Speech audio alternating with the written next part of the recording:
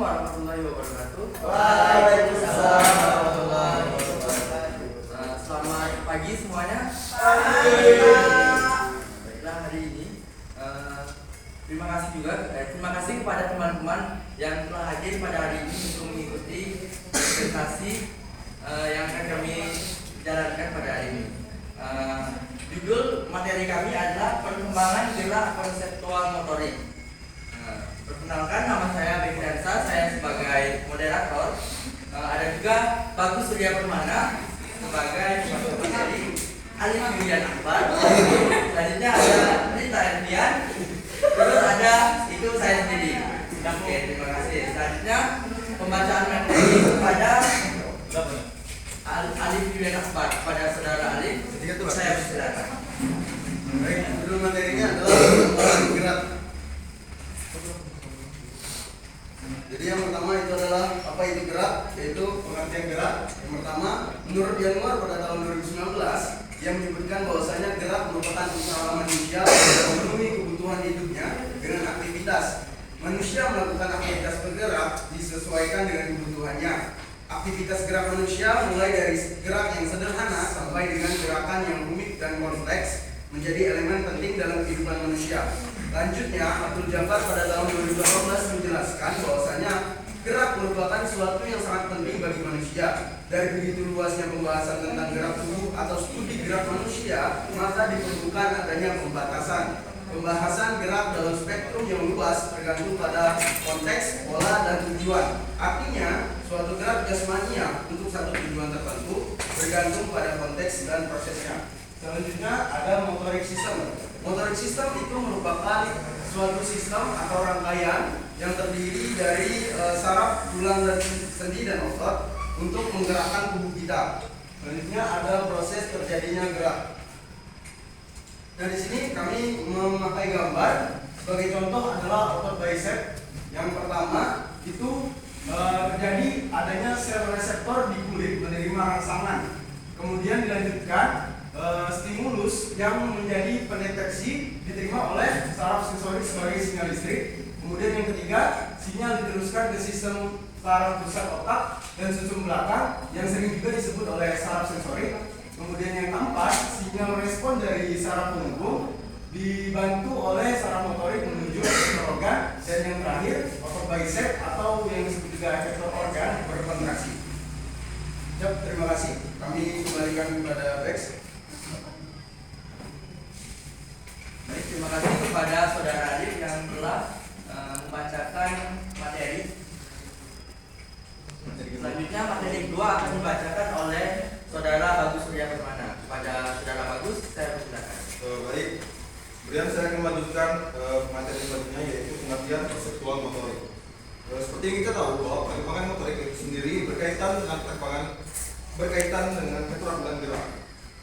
Kemudian menurut Trimurti pada tahun 2018, perkembangan perseptual adalah merupakan kemampuan anak mengenal terhadap lingkungan. Kemudian perkembangan perseptual dapat diartikan sebagai kemampuan memahami atau mencari makna dari data yang diterima dari berbagai indera. Semua informasi tentang lingkungan sampai kepada individu melalui alat-alat indera, kemudian diteruskan melalui saraf sensorik bagian otak kiri. Kemudian ada 3 aktivitas konseptual motorik yang perlu dipahami. Yang pertama, sensasi, kemudian persepsi, dan ketiga adalah atensi.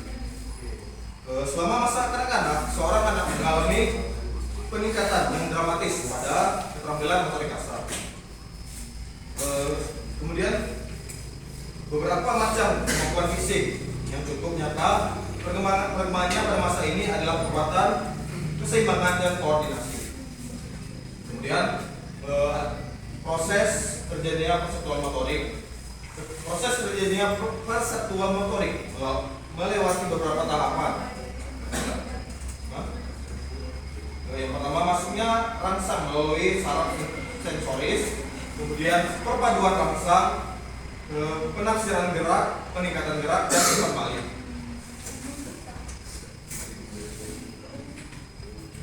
Baiklah, saya kembalikan kepada moderator.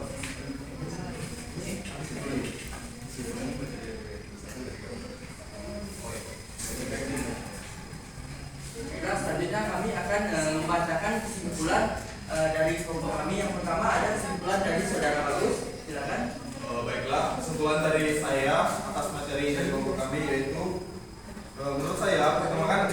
perseptual motorik adalah perkembangan yang terjadi karena adanya hubungan antara perseptual atau persepsi dan gerak manusia. Guna menghasilkan gerak, maka diperlukan informasi-informasi dari lingkungan sekitar. Persepsi penting gerak yang terjadi secara optimal. Oke, terima kasih kepada saudara-saudara bagus untuk kesimpulannya. Boleh berikan tepuk tangannya dulu. Kesimpulan dari saudara Alif, silakan. Baik, terima kasih.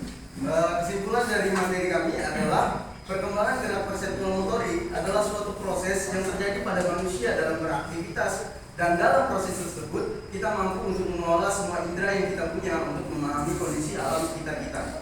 Terima kasih. Oke, terima kasih saudara Alif. Selanjutnya saudari Rita Adrian akan membacakan kesimpulannya. Ibu silakan. Baiklah, kesimpulan dari kelompok kami adalah perkembangan gerak dan pengertian perseptual motorik ada sangat penting bagi manusia, seperti perkembangan gerak secara fisiologi, aktivitas gerak atau motorik sistem.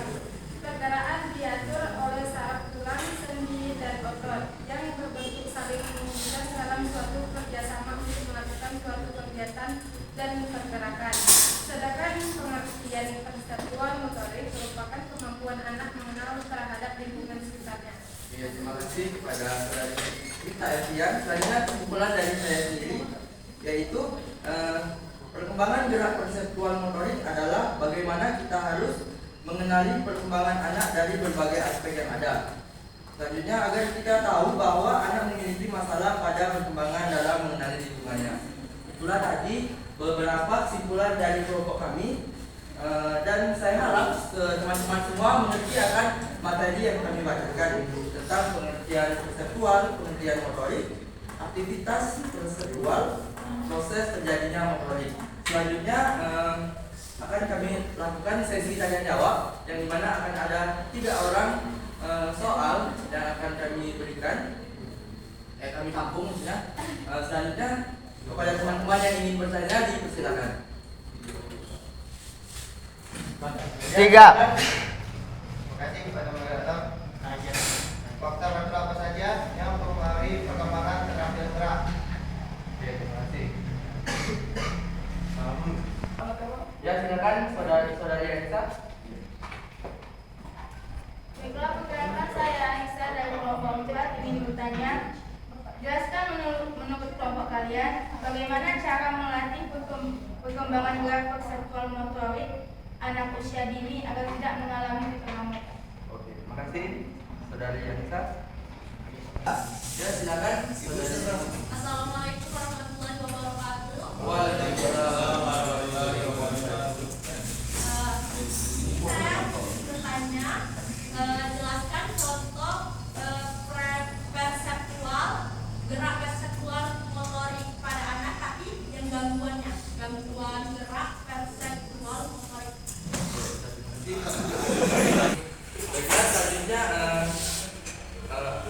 saudara, kami akan menjawab pertanyaan dari saudara Lian kepada Rita Adrian. Saya persilakan. Baiklah, saya akan menjawab pertanyaan dari dia. Faktor-faktor apa saja yang mempengaruhi perkembangan keterampilan gerak? Antara lainnya faktor pribadi, faktor proses belajar atau latihan, dan faktor situasional atau faktor lingkungan. Nah, saudara Lian semua akan jawabnya. Terima kasih kepada saudara Lian. Selanjutnya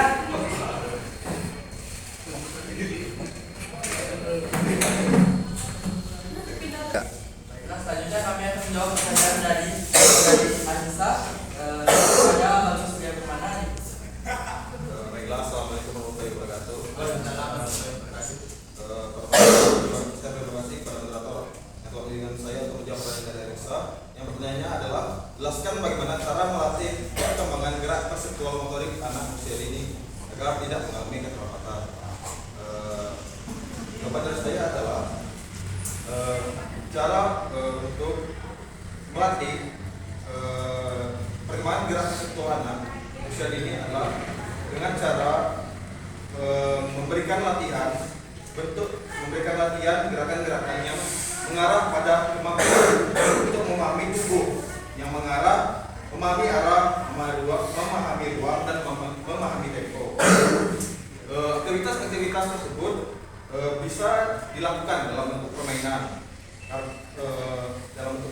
Karena aktivitas yang menyenangkan dan terutama bagi anak yang masih sekolah. Oke, itu saja jawaban dari saya.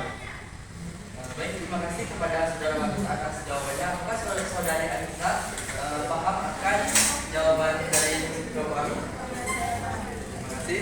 Selanjutnya kami akan menjawab pertanyaan dari saudari Sofia yang akan dijawab oleh Alif Fitriati. Silakan.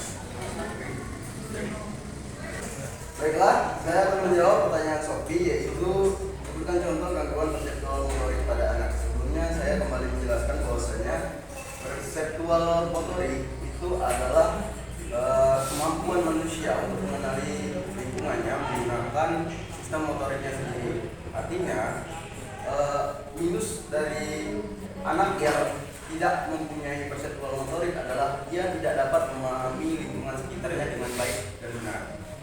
Gitu.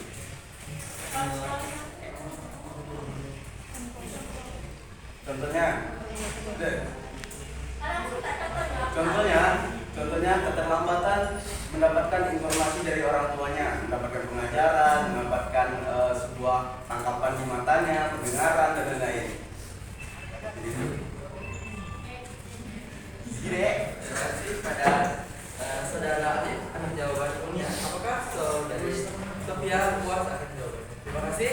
Mungkin itu saja presentasi kami pada hari ini.